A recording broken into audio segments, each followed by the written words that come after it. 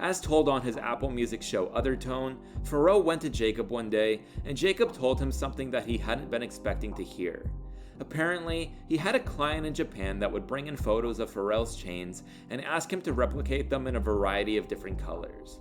By now, Pharrell was more than accustomed to having fans, but right away, he knew that this was something entirely different.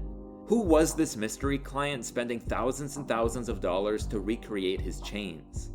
Well, he had no idea who this was at the time, but Jacob gave him the answer that he was looking for. This mystery client was a young streetwear designer named Nigo.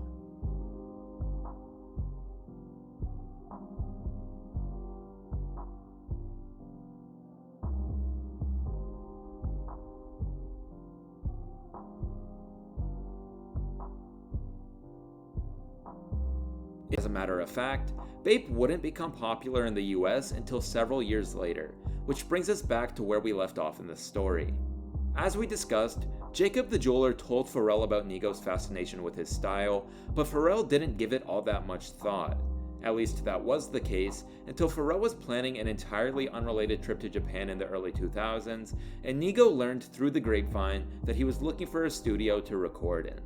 Nigo reached out to offer him time in his personal studio, and Pharrell happily accepted, both because he needed a place to record, and because it was the perfect opportunity to meet the man that Jacob had been telling him about. So with that settled, Pharrell went to meet Nigo, not knowing that this so-called studio was just one room out of many in a 7-story building that Nigo used to store his cars, collectibles, and of course, tons and tons of Bape. Even though he'd gone there to record, Pharrell couldn't help but gravitate towards the piles of clothing and shoe samples lying around, and that is when the light bulb went off in his head. You see, prior to this trip, Pharrell had started toying with the idea of starting his own streetwear brand. Speaking of which, Pharrell was finally ready to start a brand by the time that he met Nigo, but the only problem was that he didn't know how to do it.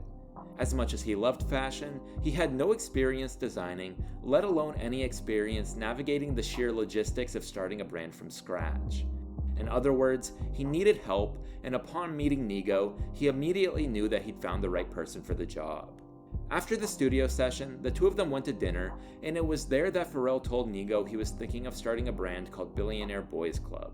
A name that implied everyone could take part in the high-end flashy lifestyle that their favorite rappers portrayed in their songs. Without hesitation, before Pharrell could even give any sort of pitch, Nigo offered to help.